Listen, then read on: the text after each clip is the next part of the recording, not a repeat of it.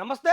Welcome to Zindagi media. ఇక నిన్న మరి తెలంగాణకు ఇటు రాహుల్ గాంధీ వచ్చిండు. రాహుల్ గాంధీ రావడంతో పాటు ఇక్కడ బీజేపీలు గాని, ప్రతిపక్షాలు గాని విమర్శలు జరుగుతున్నాయి. విమర్శిస్తుర్రు. తెలంగాణకు అసలు నిన్న రాహుల్ గాంధీ ఎందుకొచ్చిండు? రాహుల్ గాంధీ పర్యటనలో అసలు ఏం జరిగిందనేది ఒకసారి తెలుసుకునే ప్రయత్నం చేద్దాం. అయితే నిన్న డీసీసీ డైరెక్టర్ల శిక్షణా తరగతుల వికారాబాద్‌లో ఏవైతే జరుగుతున్నాయో వాటి ముగింపుకు ఇటు తెలంగాణ సీఎం రేవంత్ రెడ్డి రాహుల్ గాంధీని ఆహ్వానించడం, ఆయన ఆహ్వానం మేరకు ఆయన తెలంగాణకు రావడం, ఇక్కడ కొన్ని ఆసక్తి పరిణామాలు కూడా చోటు చేసుకున్నట్టు తెలుస్తుంది.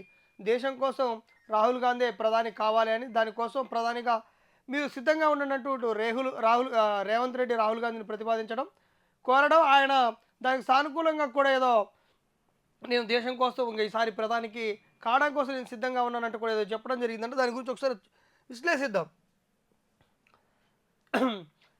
డీసీసీ అధ్యక్షుల సమావేశంలో వేణుగోపాల్, రేవంత్, శర్మిల, రాహుల్, మహేష్ కుమార్ గౌడ్‌లతో మీటింగ్ ఏర్పాటు చేయడం జరిగింది. దీంతో మీరు ప్రధాని కావాలి, దేశం కోసం ఈ ప్రతిపాదనకు ఓకే చెప్పండి. రాహుల్ గాంధీని కోరిన సీఎం రేవంత్, సానుకూలంగా స్పందించిన రాహుల్, మోదీపై యుద్ధానికి సిద్ధమంటూ ప్రకటన. తెలంగాణ, ఆంధ్రప్రదేశ్ డీసీసీ అధ్యక్షులతో సమావేశంలో ఆసక్తికర పరిణామం. చప్పట్లతో మారుమోగిన సమావేశ మందిరం.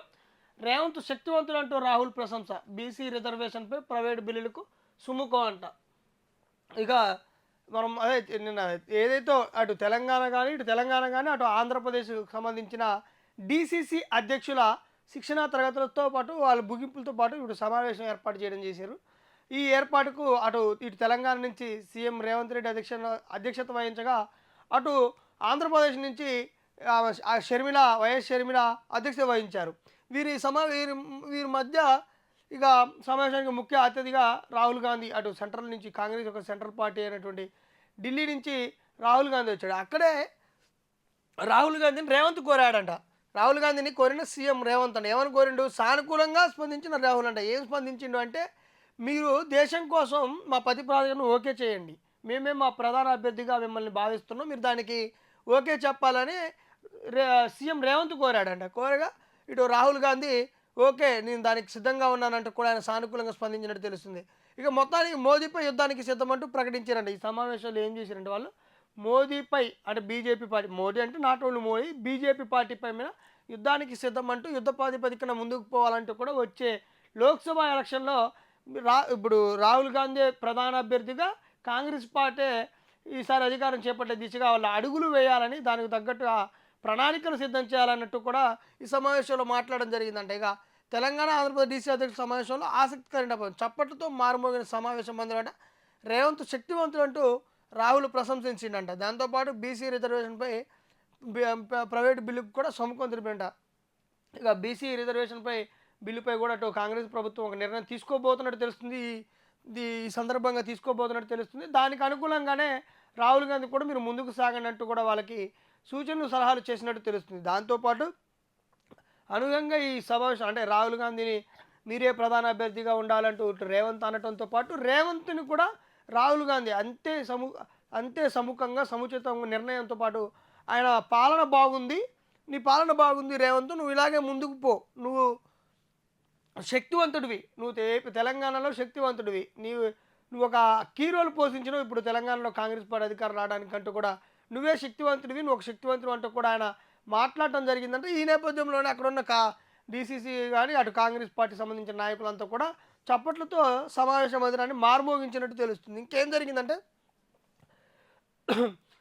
తప్పు చేయను తలొగ్గను, మోదీ తప్పులు చేశారు కాబట్టే అమెరికాకు లొంగిపోయారు, అదాని చీకటి ఒప్పందాల చిట్టా అమెరికా ప్రభుత్వం దగ్గర ఉంది, విద్వేషంతో గెలవాలని బీజేపీ యత్నం చేస్తుంది, కాంగ్రెస్ అన్ని మతాలకు అభయస్తం, పార్టీ కోసం పనిచేస్తే ఎమ్మెల్యే టికెట్ ఇంటికి వస్తుంది. డీసీసీ అధ్యక్షుల సమావేశంలో రాహుల్ మాట్లాడినట.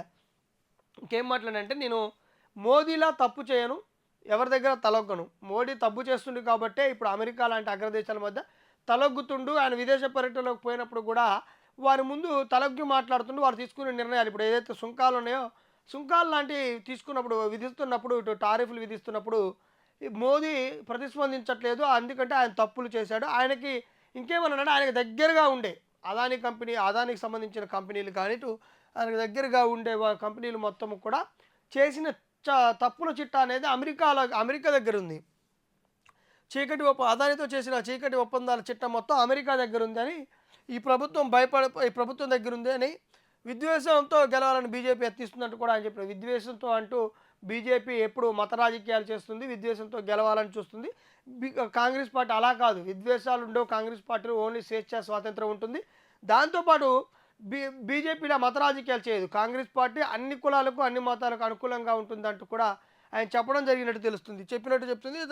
తర్వాత నేను ఎక్కడ తలొగ్గను, నేను ఏ తప్పు చేయను అంటూ కూడా ఆయన మాట్లాడటం, ఒక ఈ సందర్భంగా మాట్లాడటం, అటు డీసీసీ అధ్యక్షుల సమావేశంలో వాళ్ళంతా కూడా చప్పట్లతో సమావేశ మందిరాన్ని మారుమోగించినట్టు తెలుస్తుంది. మొత్తానికి ఓవరాల్గా ఇటు రాహుల్పై రేవంత్పై రాహుల్ ప్రశంసలు చేసుకున్నట్టు తెలుస్తుంది. ఇటు నువ్వు శక్తివంతుడు రేవంత్ అంటూ రాహుల్ ప్రశంసించడం, మా అభ్యర్థి మీరే, దేశ ప్రధానికి కావాల్సిన శక్తి మీకుంది, మీరే ముందుకు ఉండాలి అంటూ కూడా ఆయన చెప్పడం జరిగింది. ఓవరాల్గా ఏం జరుగుతుందంటే మరి దీనిపైనే బీజేపీ వాళ్ళు కూడా విమర్శలు చేస్తున్నాడు. రాహుల్ గాంధీ డిక్లరేషన్ ఏమైనాయి, కామారెడ్డి డిక్లరేషన్ ఏమైంది, వరంగల్ డిక్లరేషన్ ఏమైంది, మరి ఆయన ఎందుకు వచ్చిండు తెలంగాణకి, డిక్లరేషన్ గురించి మాట్లాడే దమ్ముందా అంటూ కూడా అటు బీజేపీ వాళ్ళు విమర్శలు చేయడం జరిగింది. మరి మొత్తానికి రాహుల్ గాంధీ మరి ప్రధాని కాబోతుండా, రాహుల్ గాంధీని ఈ మిత్రపక్షాలు, కాంగ్రెస్ యొక్క మిత్రపక్షాలు, దేశవ్యాప్తంగా ఉన్న కాంగ్రెస్ మిత్రపక్షాలు యాక్సెప్ట్ చేస్తే ఆ ప్రధాని అభ్యర్థిగా రేవంత్ ఏదో చెప్పిండు రాహుల్ గాంధీ మా ప్రధాన అభ్యర్థి అనగానే అదే నిజమవుతుందా? కాంగ్రెస్ పార్టీలోనే మరి సీనియర్ నేతలంతా దీనికి అనుకూలిస్తారా, అంగీకరిస్తారా? ఫ్యూచర్లో ఏం జరగబోతుంది? రాహుల్ గాంధీ కాంగ్రెస్ ప్రధాన అభ్యర్థిగా, అటు దేశ ప్రధానిగా కూడా గెలిచే అవకాశం ఉందా? లోక్సభలో ఏం జరగబోతుంది? లోక్సభ ఎన్నికలు, రాబోయే లోక్సభలో ఎలాంటి కీలక మార్పులు చోటు చేసుకుంటే అనేది తెలియాల్సి ఉంది. మనం చూస్తూనే ఉన్నట్టు జిందగీ మీడియా మనం కూడా మిగతా వాటి గురించి కూడా విశ్లేషించే ప్రయత్నం చేద్దాం.